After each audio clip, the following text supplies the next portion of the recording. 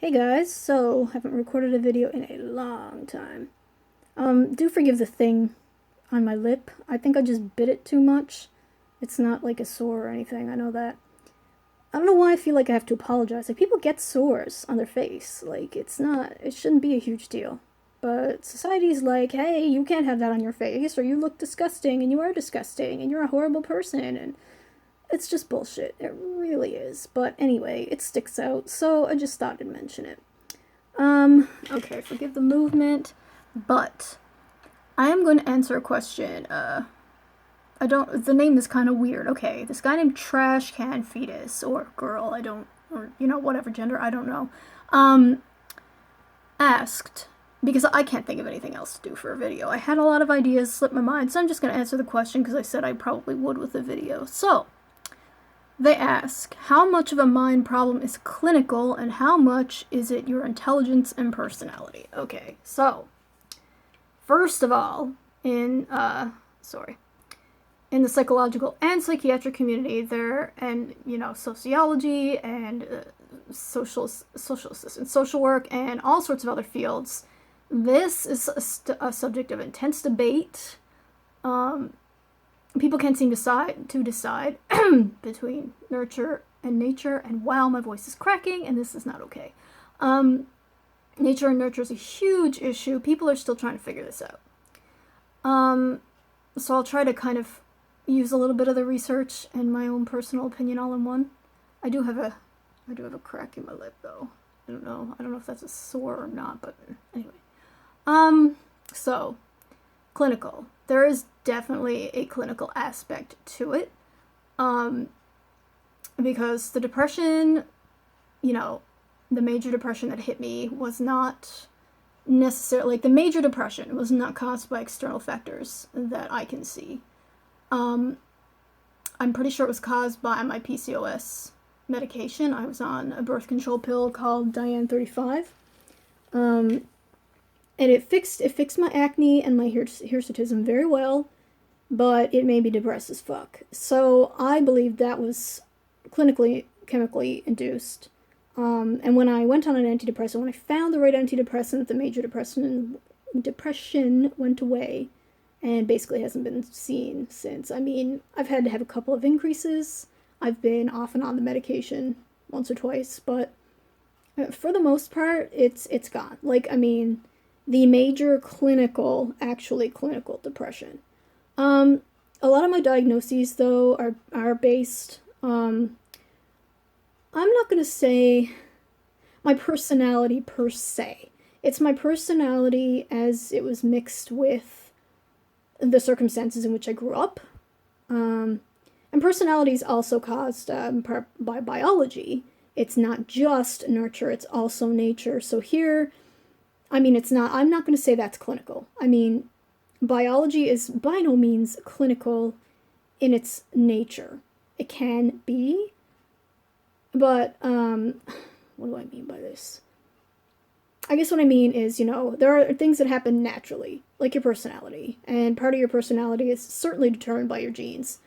I'm a very emotional person, as I suspect my mother was before a lot of shit happened to her, and she basically shut all her emotions down.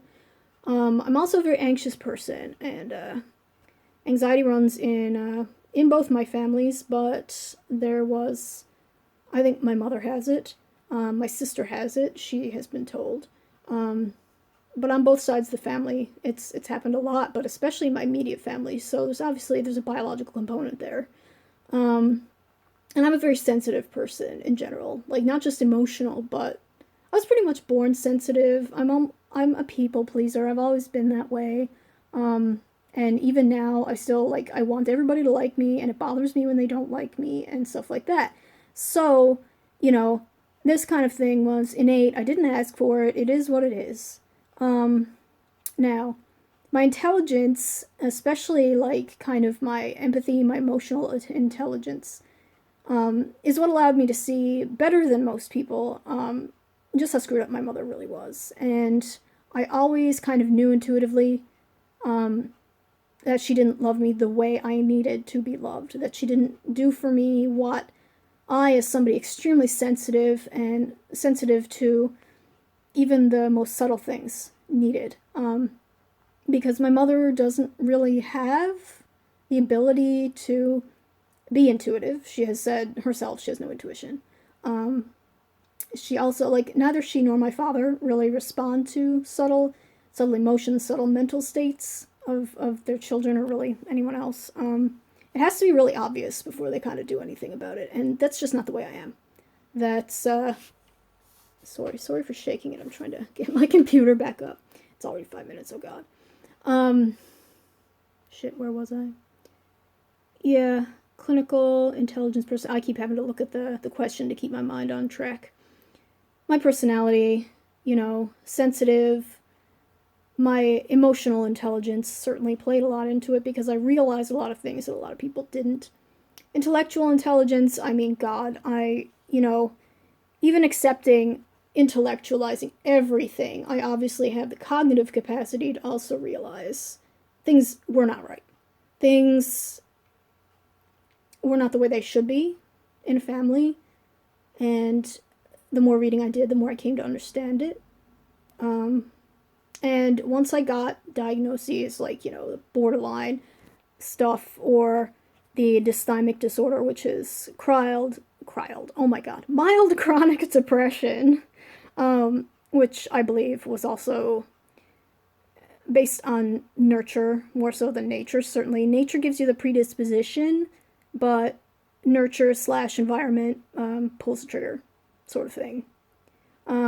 Load the gun, pull the trigger. Yeah, I got the analogy a little wrong. Oh well, whatever. I'm not perfect, so sue me. But, I guess the overall answer, and I know I just cut off from a whole bunch of topics there, but I'm trying to kind of end this a little bit. The answer is that it all played a part. And, I mean, clinical, it depends on how you define clinical. There are some people who will say clinical is anything you can diagnose with the DSM. And I've had a lot of that shit. I've had a lot of diagnoses. I've been put on a lot of medications. But whether, there's a lot of different opinions on the DSM. The psychiatrists tend to use it more like a Bible, except, I know some psychiatrists who don't. My therapist / psychiatrist is one of them. There's a lot of people who recognize the DSM as basically you have this cluster of symptoms, you're given this diagnosis, and then people may sort of know how to treat you. A lot of psychologists and stuff don't give a lot of credence to the DSM because they say, everybody is an individual with their own problems, and the diagnosis doesn't really matter because in the end you have to help the person, not the diagnosis. The diagnosis, I believe, can be a tool that's helpful, but it certainly doesn't encompass the whole person. So again, it depends on your definition of clinical. Whether it can be fixed by medications, I don't think that's clinical or, necessarily clinical. I had anxiety that, was temporarily fixed by benzodiazepines. Now I'm making a mess of my life, those drugs, but does that mean my anxiety was clinical? No, I don't believe it was. I believe it is my nature and also, a lot of things that happened in my life. I don't think it was clinical at all. So, for me to answer that question in a black or white format, I don't think it's something I can do. Because there's just too much that goes into it. It's all really complex, and the fact that I can analyze this, I suppose, is intellectual, but that doesn't make the nature of it intellectual, if that makes sense. So this video's at 9 minutes, and technically I can record an hour-length video, but I'm not going to do it. And, it was only this one topic that I can talk about anyway, because I had a whole bunch of ideas, like I said, and they just flew out of my mind the second I started making this video. So, I hope that answers your question a little bit. It's so complex and so intuitive, and there's a lot more to psychiatry and psychology than people really realize just by reading about it or by taking sort of the simplistic view that some psychiatrists do, for example, when they insist that, every disorder is biological and it all needs meds. No, I don't believe that either. That doesn't mean I don't think meds can't be helpful or aren't necessary for some people, because I do believe both of those things. I believe, I know I wouldn't be alive without medication, and yet, sure, a lot of my disorder wasn't clinically caused. It is what it is.